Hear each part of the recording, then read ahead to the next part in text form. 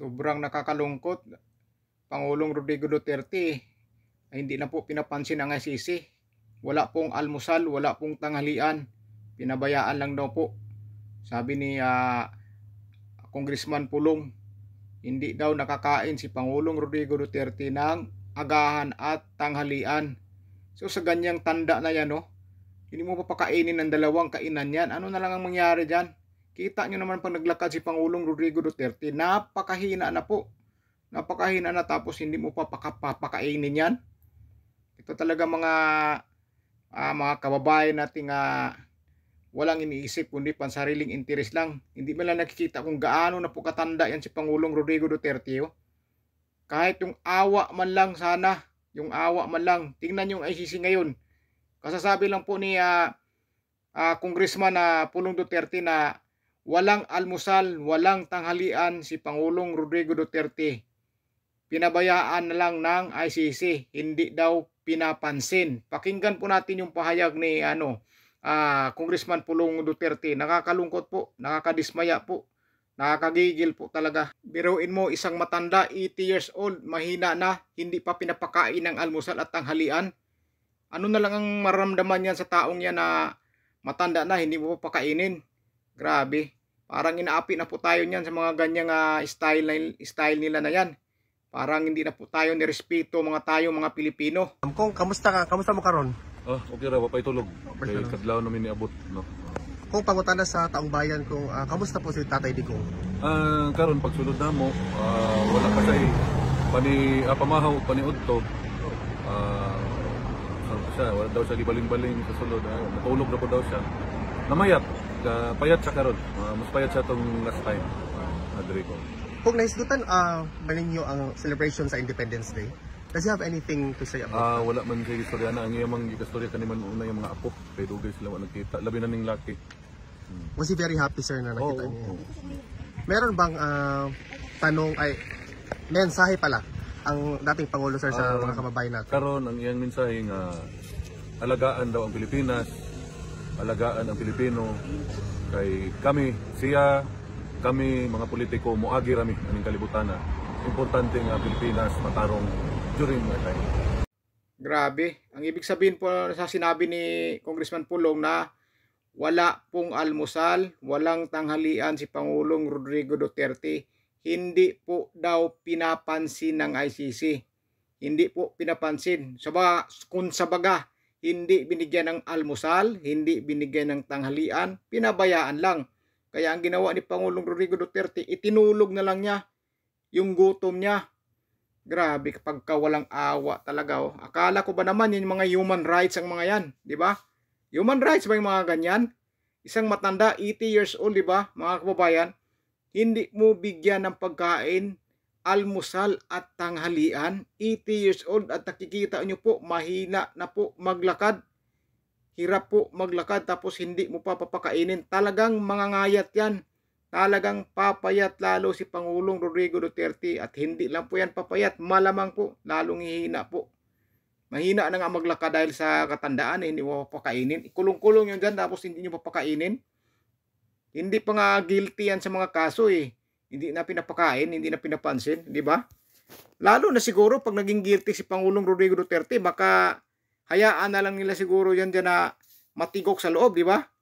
Biruin mo ngayon eh, ano pa lang yung kaso eh. Hindi na binibigyan ng pagkain, binabayaan lang. Almusal, tanghalian, ganyan na yung edad. 80 years old, kita nyo pagtayo pa nga lang eh, minsan na paling-paling na sobrang hina eh. Sobrang tanda eh. Tapos ginaganyan nila. Nakakalungkot po talaga tong balita ni Congressman Pulong. Nakakalungkot po. Nakakasakit sa damdamin na biruin mo isang matandang Pilipino. Napakagandang nagawa sa Pilipinas bilang Pangulo. Tapos ganyanin lang ng taga-ibang bansa na wala namang jurisdiction sa atin. Grabe, nakakagigil po talaga yung mga ganyan, di ba? Nakakagigil po. Pero sino po ang may kasalanan yan? Ba't nagaganyan si Pangulong Rodrigo Duterte? Di ba? Di ba yung mga taong may mga pansariling interes na gusto durugin ang mga Duterte? Sila yung dahilan dyan kung bakit nagaganyan si Pangulong Rodrigo Duterte. Biruin mo naman, parang naawa talaga ako ng gusto ni Pangulong Rodrigo Duterte. Parang naiiyak ako sa narinig ko. 80 years old, mahina na maglakad, hindi mo papakainin ng almusal, tanghalian, hindi pa nga guilty yung tao sa mga akusasyon laban sa kanya, yung mga gawa-gawa lamang na akusasyon laban sa kanya eh. Ganyan ang pagtrato nila sa dating Pangulo na napakamahal ng mga taong Pilipinas, pinakamahal ng sambayanang Pilipino na bilang Pangulo dahil sa napakagandang nagawa, tapos ganyanin lang ng mga ICC. Di ba?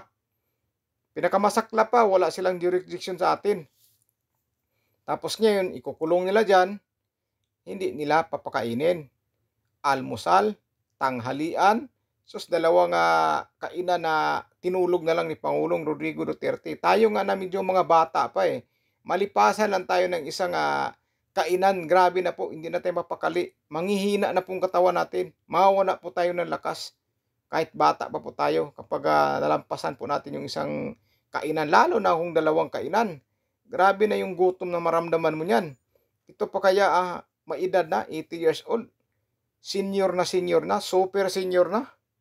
Tapos ganun ang pagtrato sa kanya. Grabe pagkawalang respeto sa isang dating Pangulo sa Pilipinas na napakagandang nagawa sa bayan. Kaya minahal ng taong bayang Pilipino dahil sa napakagandang ginawa sa bayang Pilipinas. Tapos ginanyan lang ng mga dayuhan. Yan ba? Proud ba yung mga nagpapakulong kay Pangulong Rodrigo Duterte? Di ba? Grabe po, nakakaawas Pangulong Rodrigo Duterte. Iniinsulto po nila yung mga ginawa ng mga bayani natin dati na nagbuhis po ng buhay para po sa ating kalayaan sa bansa. Pero anong ginawa po ng ating ibang mga kababayan? Tinrider po nila ang ating mga bayani na nagbuhis ng buhay para magkaroon tayo ng kalayaan sa pananakop ng mga dayuhan. Tapos ngayon, isa nating kababayan na matanda, 80 years old, ihatid pa doon sa ibang bansa at doon ipakulong. Tapos ngayon, sa kulungan, nabalitaan natin, bagong-bago lang, ayon nga ni Congressman Pulong Duterte, hindi daw pinapansin, walang almusal, walang tanghalian ang isang matandang 80 years old at mahina ng maglakad. Hindi binigyan ng pagkain. Yan ba ang sinasabi nila na human rights? Di ba? Ikukulong mo dyan, tapos pabayaan mo lang, makakain man o hindi. Grabe po mga kababayan, nakakasakit po to sa ating mga nagmamahal kay Pangulong Rodrigo Duterte na napakalaking utang na loob natin sa kanya, yung napakagandang nagawa niya sa bansa natin, tapos ginaganyan lang po ng iba nating mga kababayan na may mga pansariling interes sa politika. Grabe po. Ang tindi po. Tayo balahibo ko dito na grabe, hindi ko maintindihan. Grabe yung ginawa nila. Matanda, hindi pinapakain. 80 years old. Hirap na maglakad. Ginaganyan lang nila. Grabe, nakakalungkot po. Nakakalungkot. Dapat talaga palayain na nila yan. Kung hindi naman nila pinapakain pala yan. Pabayaan lang naman nila. Tapos hindi nila pinapansin pagdating sa pagkain. Ba't ayaw nilang palayain yan? Diba? Wala pala silang pantustos na pagkain sa isang matanda na 80 years old eh. Wala silang maibigay ng pangangailangan eh.